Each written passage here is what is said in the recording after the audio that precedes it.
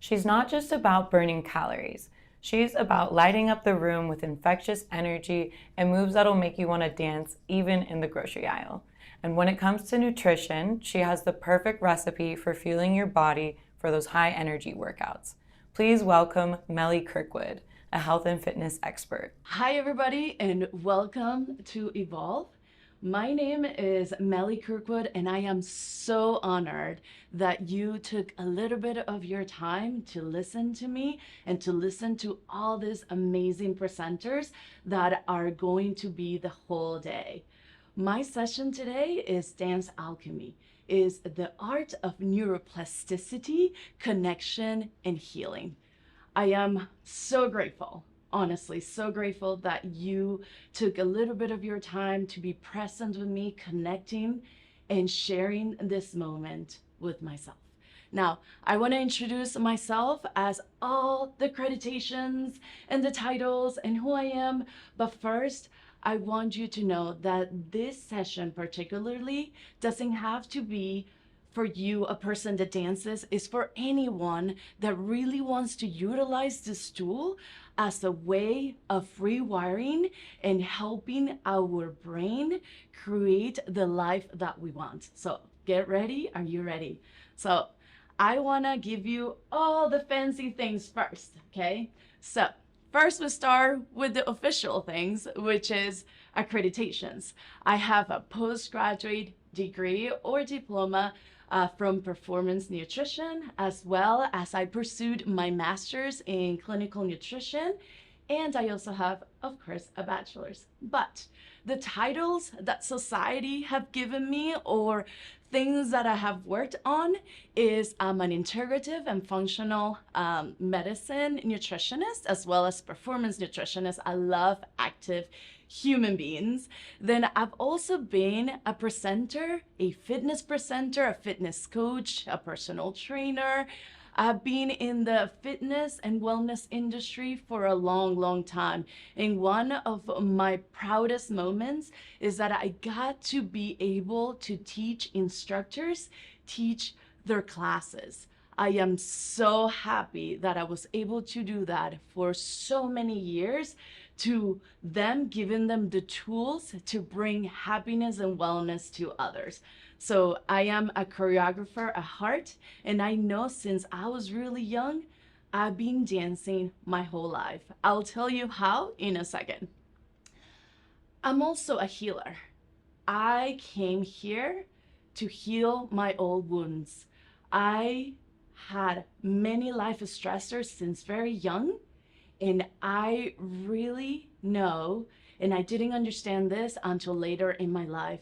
So I consider myself a healer for my own self, as well as giving the tools to others to be able to heal in their lives. And as I'm telling you, there's like a story behind everything. Woo! Sorry to move things a little too fast, but there's always a story, right? You have a story, I have a story within me that is that life, I always tell people life happens. Sometimes life happens too early. Sometimes life happens in the middle when you are quote unquote ready.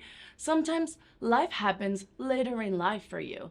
For me, I have my own story that happened really young, a really early time.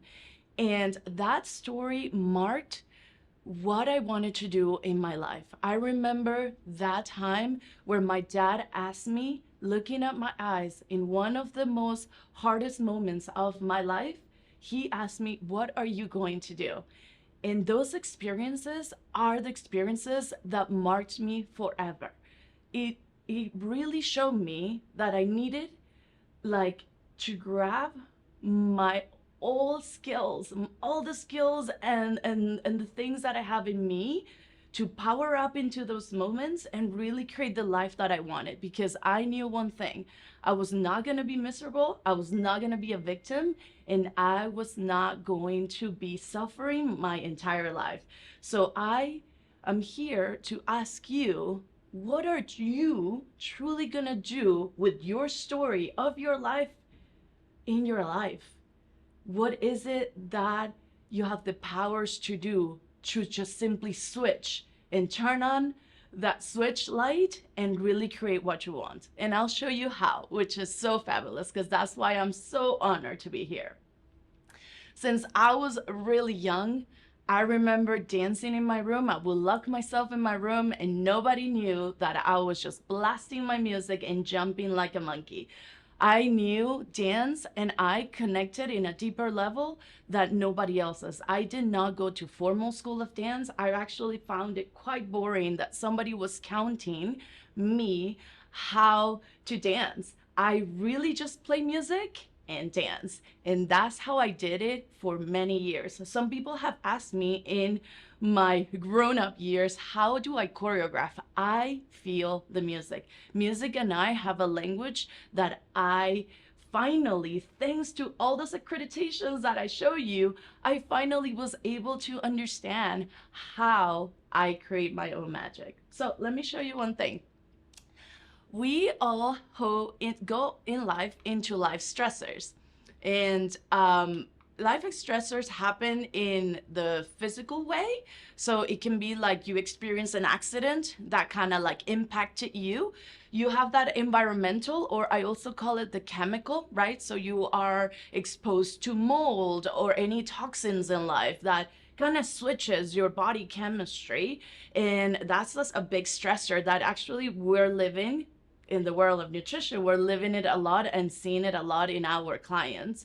And then we also have that emotional stressor, you know, like that divorce, that abuse, that also accident that kind of impacted you visually. So we in life go through life stressors. Anything of those categories that happen in our lives have very big consequences. Even though you might think that you are so resilient in life, it has big consequences of how we proceed in our life from now on. So for example, if you experience an abuse, that abuse, you're gonna create an unconscious reaction that for the rest of your life, if a situation kind of like that, or a situation that it kind of triggers you, you start feeling that fight or flight reaction. We always hear about that, like, are you gonna flight or fight? And it's not like you're just gonna run, but it almost like your entire body creates a sensational reaction, and it's very unconscious. It's not like, oh, reaction is happening. It's so unconscious that your body immediately reacts and boom, disaster happens, right? Like, so for example, you experience as a kid abuse in your house, verbal abuse. Let's go into that level. There was a lot of fights between your family, and that created like a massive reaction in your body. Now, whenever you go and grow up later in life, let's say you are in the workforce and you have a boss that is kind of telling you what to do because it's their duty, and then you might find that way of that person saying things to you a trigger. So immediately your body physically reacts, and it's so unconscious. It's not like, oh, my body is going to react. No, it's 100% unconscious reaction.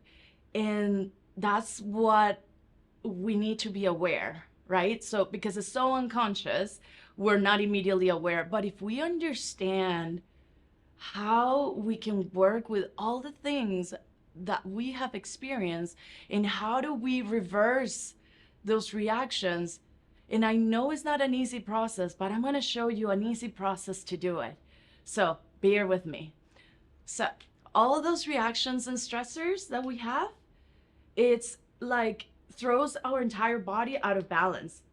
And I wanted to show you this picture because I think, even though I think this was one of the hardest times, that day specifically was one of the hardest times in my life, I made sure that I went to a beach. It's perfect, it's beautiful. That's the Oregon coast, by the way. And I had my puppy with me, and we walked together on this beach. And what I'm telling you is like, the body is always trying to find homeostasis, is always trying to find balance. And our bodies is always trying to find ways of how we put everything more at peace within. And we need to understand that in order to be able to help it create that homeostasis. So right now, this picture for me meant the world because I know hugging my puppy creates a sense of homeostasis internally that happens unconsciously, that love that flows into my body. The same thing being on a beach and smelling that crisp air in the waves creates a sound that calms my entire body. And that one again, once again, that's a moment that I was able to find peace and homeostasis in my life.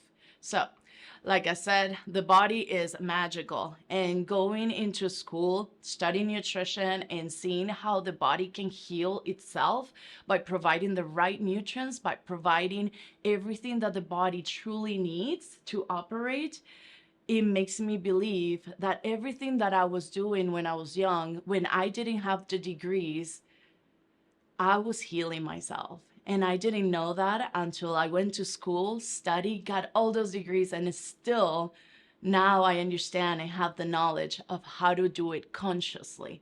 So I am here to empower you that you can also do it. And sometimes you are doing so unconsciously that you don't even know. Sometimes you're creating magnificent things in life that you're not even aware of. And I really want to bring you this tool because it's going to blow your mind of how simple it is. It's just a matter of you being in that moment. So let me talk to you a little bit scientifically things, and I promise you I am not gonna bore you because, as you notice, I'm pretty fun, right? So neuroplasticity, very fancy term. You don't have to be learning so much about the brain, but I want to talk to you about this particular thing because it's a specific mechanism that happens, and some people believe that neuroplasticity stops in a certain age, and that is not true. The reproduction of neurons stop, but neuroplasticity doesn't stop throughout your life. And that was the most impactful thing that I learned scientifically, that doesn't stop. You can be whatever age you are in life and you can still create neuroplasticity in your brain. So neuroplasticity is neuroplasticity or brain plasticity, and is the ability for the neural networks in your brain that to change through growth and reorganization. So that's exactly what we're going to learn here. Now, like I said, if you lived an experience, a stressor, we talked about the stressors. It can be, chemical, it can be physical, it can be emotional. If you lived any of those, or you have lived it, whatever stage in life, it created an impact in your body physically, hands down. Like there's nobody in this planet Earth that goes to a stressor, it doesn't have a reaction internally. You might not be expressing it as a disease or whatever, but internally, you have created an impact in your body. Now, that impact that was created create habits. Now, those habits, like I said, is if you experience that abuse that we were talking about, then you have a habit maybe to avoid discussions because it's going to trigger you. So you start like your brain starts switching because you're like, oh, I cannot handle this. And then you avoid it. So maybe you wall stone, or you kind of like push away situations of argument, or maybe you kind of push away that partner that want to solve issues with you, not as an argument, but you think as an argument. So you kind of like, oh, I can't do it. And then you walk away. So you're creating a habit after that stressor. And that happens, once again, I'm so sorry to tell you, unconsciously and automatically. Now, there is a way that we can rewire our brain for not doing that. First of all, you need to be aware of what are you doing in your life. Like I said, that's the question that my dad asked me. What are you going to do, and what are you doing in your life?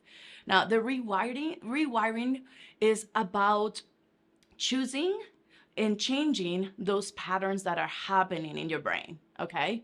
And we have that capacity. Like I said, this rewiring doesn't stop with age. We can still do it. It just takes a lot of practice. And to be honest, sometimes we want that instant gratification, and sometimes we need to be very patient. And I'm hands down learned that I need to be patient with myself about this rewiring. Okay, so now we have the stressor, right? We know that those stressors creating those habits is the way we're functioning right now in our life. And if you're aware of this, then you're like, I'm going to rewire, right? So it's that simple. So simple, Meli. So how do we rewire? First of all, let's understand something. Our brain and our senses are connected. Like I said, it's all connected, and sometimes it's very unconsciously. You're sometimes not even aware of what is going to trigger you. So how do we rewire? We rewire through the autonomic nervous system, or the ANS. Is that unconscious system, like I said, the sympathetic and parasympathetic, the fight and flight? That is that unconscious system that is happening, like, oh, we got a coffee, oh, it's hot, and but our body is just like feels it, it's really quickly. It's almost like you're not even thinking that it's gonna happen. So our brain is sending those signals, then it starts feeling senses, and boom, explosion happens. So electrical signals that happen in our brain, they transfer information. Neurons are always talking. I always imagine neurons whenever they talk in my brain, like they're firing. Are they firing correctly? Are they not firing correctly? So the brain, though, doesn't know. This is the most interesting part. The brain doesn't know if that event happened 30 years ago or is happening right now. And this is the reason why we create reaction, because the brain immediately goes, it is happening right now again. So is the now, where that event happened 30 years ago. Your brain doesn't know time, which is the wildest thing. So whatever you are reacting right now in life, it could potentially be since you were born. It could potentially be 30 years ago. It's not the reactions that you're having right now, once again, is something that the brain doesn't know about time. It has no knowledge about time. So creating an environment of feeling safe and sensing is important for us to rewire. So once again, I'll go back. We have an stressor in our life, physical, chemical, emotional. Our body starts creating habits. Those habits that might not be good need some rewiring in order for us to stop this mechanism and the autonomic nervous system. That is an unconscious thing that is happening. That is the connection between brain and senses. So, Meli, that sounds so complicated. How do we do it?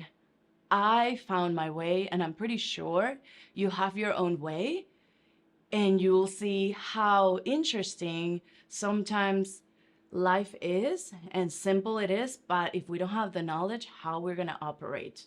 So if I'm telling you that the only way to really rewire is to make us a feeling, we have to create a feeling, sensorial senses to feel safe for the brain to rewire, then there are techniques and tools, and there are multiple ones. And sometimes people want to make you believe that there's just a single tool in a single magical pill that you have to take in order to make this happen. And I'm here to tell you, absolutely not.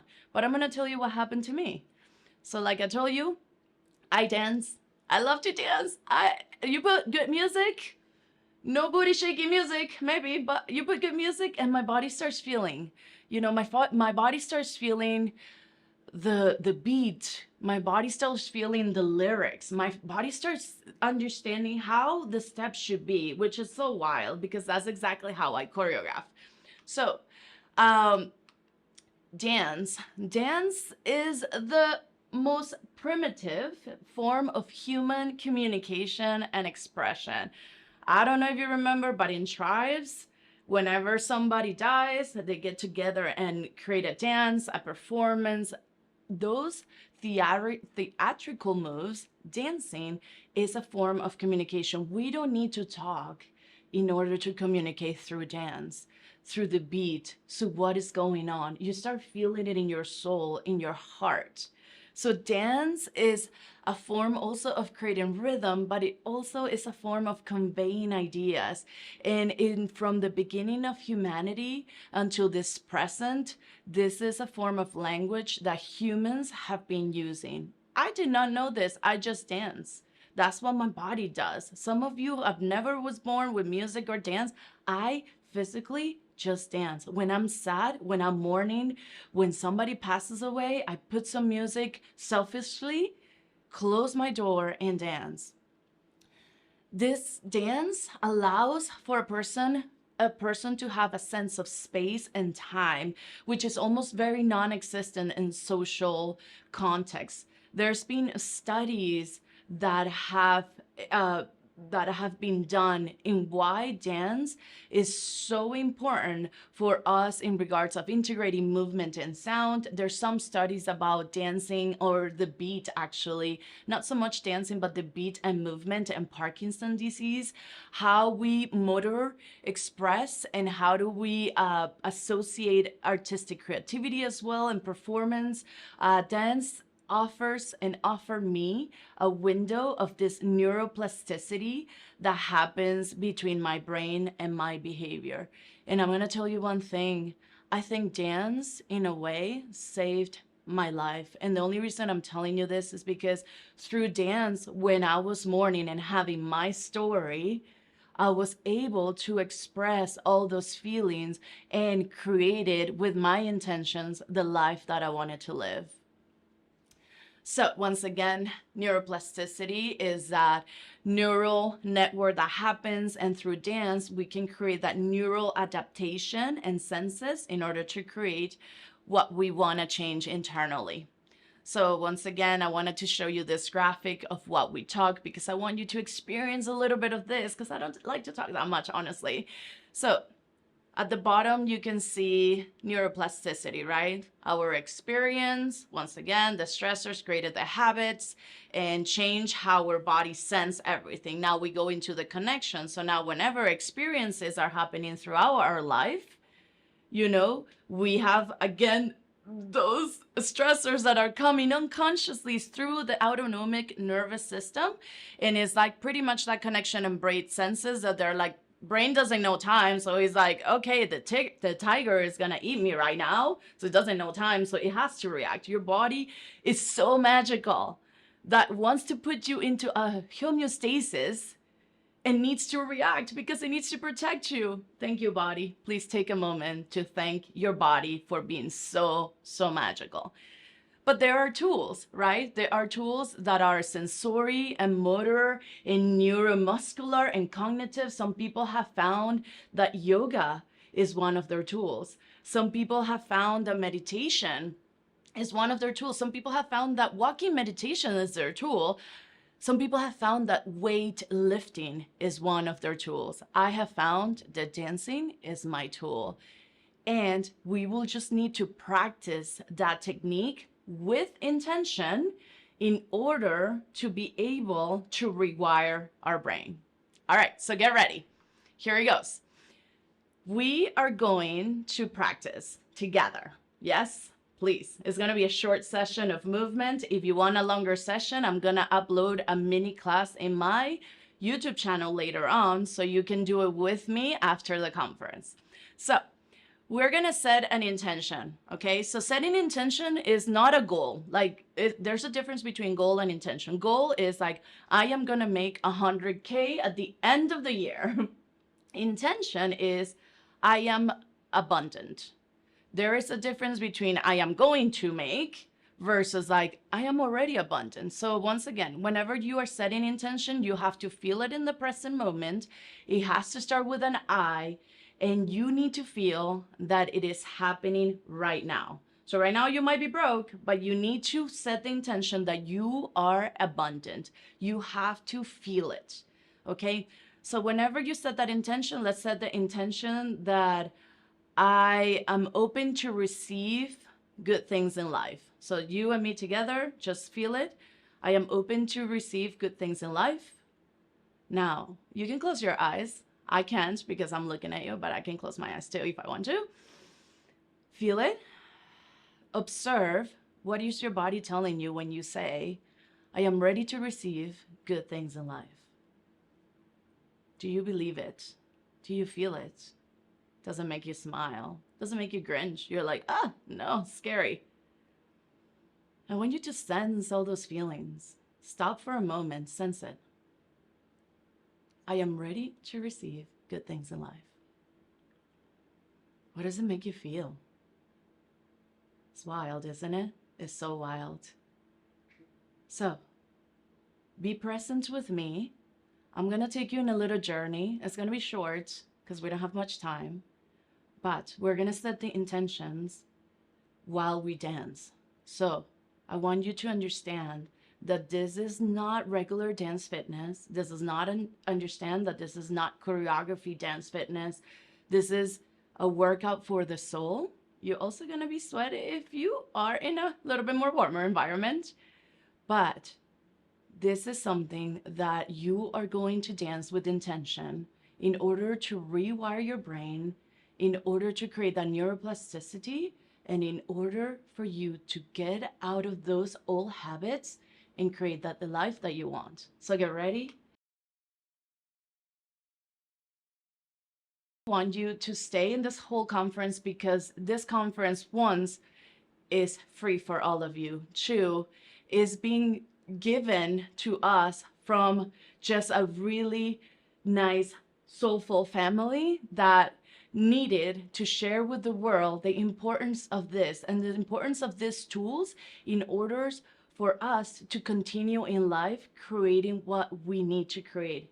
Positive things should be in your life. The same way that we all had a story like I did, you have it, everybody have it, your neighbor has it. What if we grab our stories and be able to transform it, be that alchemist in our life, and be able to just simply create something positive out of them? And that's my mission right now. My mission is, as I told you, I'm a healer for my own self and my own emotions. I want you to also be the healer for your own self and emotions. Thank you so, so much. I cannot wait to see you in a personal event or in a live event. Thank you, thank you, thank you. Don't forget to follow me. Let's continue this conference evolving